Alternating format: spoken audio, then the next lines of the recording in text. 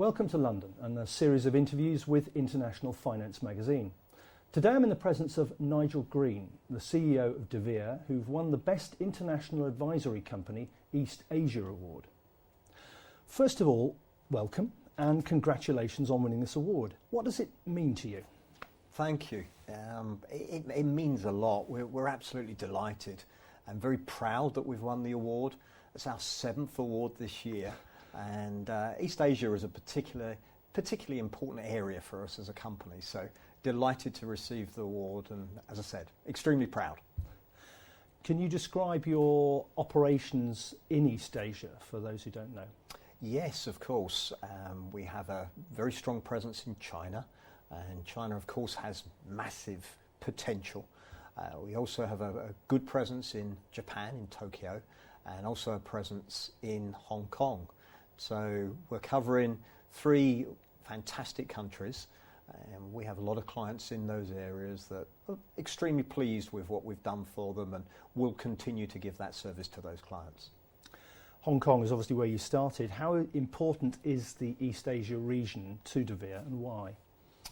I believe that there's massive growth potential, China in particular, and we know it's got some issues, but nevertheless, there's massive potential. You think 1.4 billion people in China, and every company worth its salt wants a presence in China.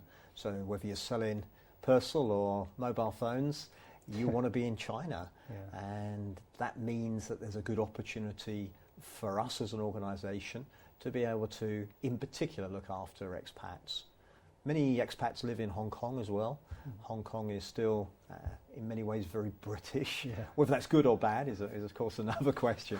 But nevertheless, that's a good place for them to live with their families, and they may run the region from there. So lots of companies have their head offices there. Yeah. And Japan is a massive country. You know, China's overtaken it now, but it's the 3rd largest economy in the world. Yeah. And Tokyo, in particular, is an incredible city and a financial centre. You know, perhaps only second to New York in terms of financial centres in the world. So, yes, extremely important areas and massive potential for us as a company. What are the current challenges and opportunities in international finance services in East Asia? Wow, that's actually a big question. It's a double-edged one as well. It is, yeah. I mean, certainly you have regulations are an issue, just simply and solely because you have to understand them in the first place, and sometimes, particularly when you're in somebody else's country, that can be more difficult to make sure you truly understand what's necessary, but obviously that's important. Although we abide by the principles worldwide of making sure we give best advice to our clients. And I always say, would you give it to your brother? Would you give it to your mum? Would you give it to your dad? And if you would always apply those principles, then in general, then you're doing the right thing within a regulatory environment as well. So we apply those across that region.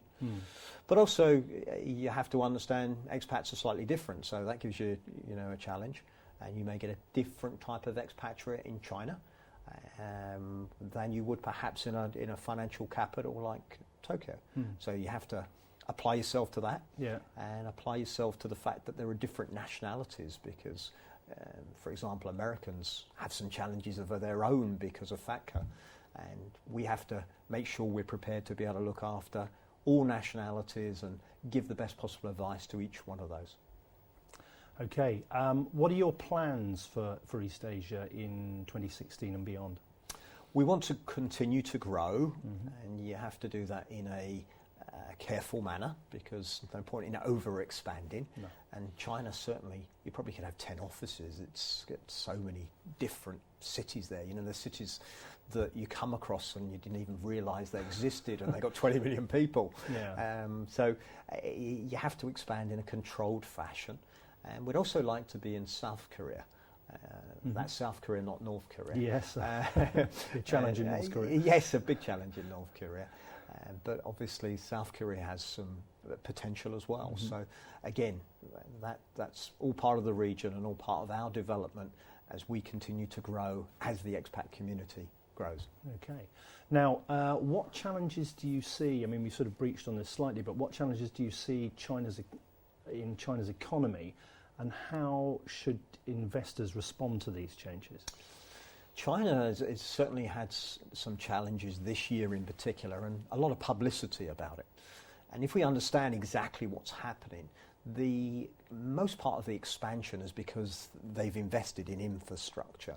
So if you think they've been building houses and building roads, and massive amount of minerals have been needed, often from Australia, in order to build that infrastructure. What's happening is, to some extent, they've built the infrastructure. To some extent, they've still got to continue to do that, but they've also got to switch to a domestic economy.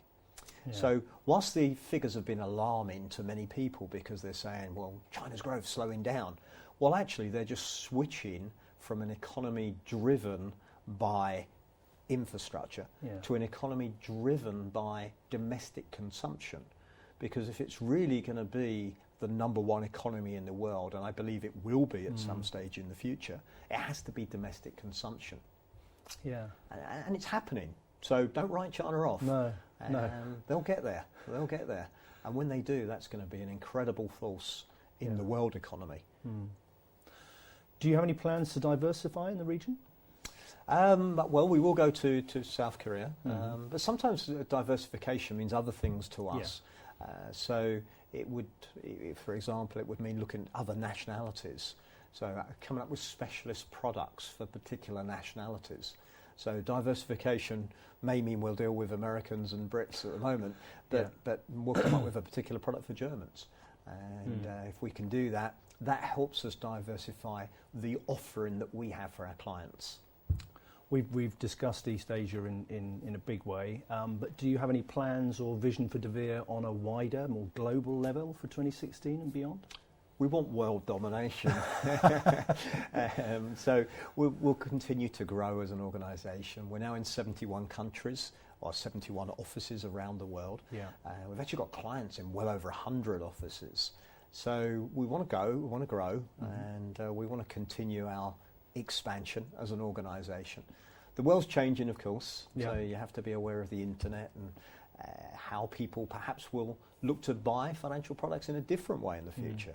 So we'll continue to grow, but we'll also got an eye on how the consumer changes. You'll notice with Black Friday recently that, I think the internet beat the retail shops for the first time. And I think in financial services, same thing. You're going to get more and more of a trend towards people wanting online services, as well as they do want that personal advice. So if we can offer a combination, then we'll achieve that domination. Well, you certainly are on the way to world domination. Devere is the largest independent financial advisory organisation. Why do you think it dominates the international sector as it does, and what sets it apart? I think the fact that we're global, because if you can imagine, if you are an expat in Hong Kong and you move to another area, and it's likely 25% of expats move every year. So you might live in Hong Kong today, but you're staying there for the rest of your life. Well, maybe not.